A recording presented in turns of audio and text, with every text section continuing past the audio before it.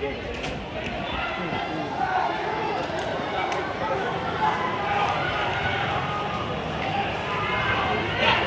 mapaisip tayo, no?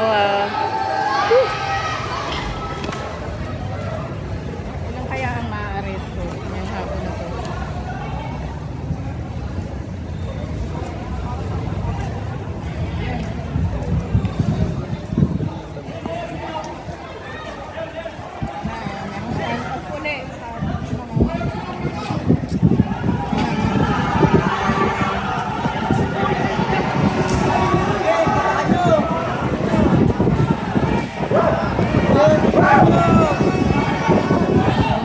Nanambay pa dito, baka magkaroon ng barilan talaga.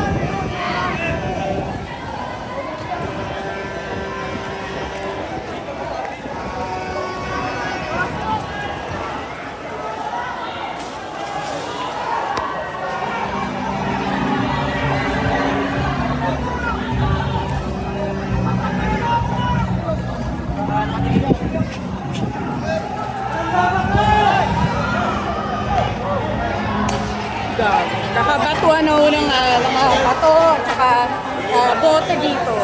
Ulit.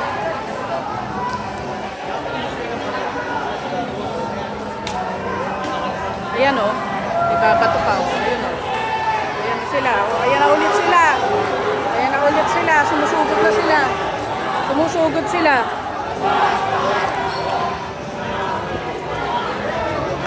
Wala na, hindi na talaga maawat guys.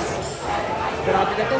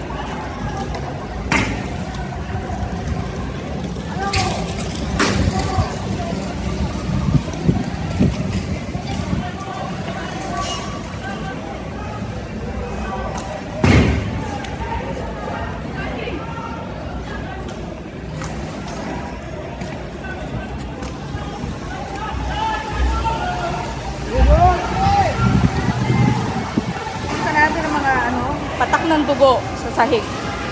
So meron tayong mga na-injure na dito. May mga patak ng dugo sa sahig. Hindi ko basta pintura. Ito ay dugo. Makikita niyo naman sa shade.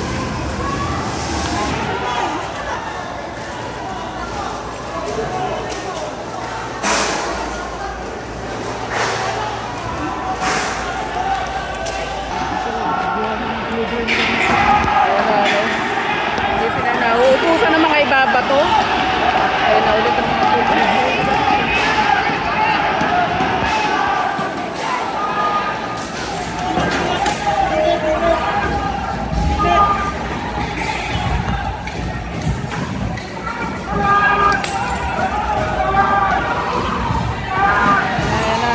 Huli na sila. Ayan na. Huli na sila. Wala na. Hindi na mapigil ang mga pulis.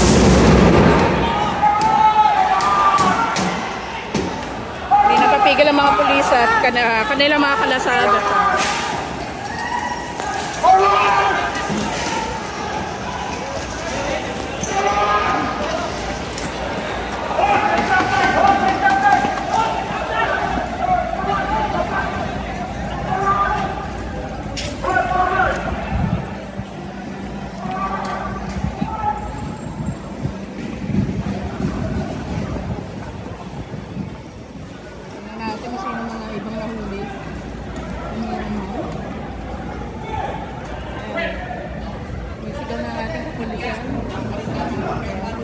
umuwi ang mga tao.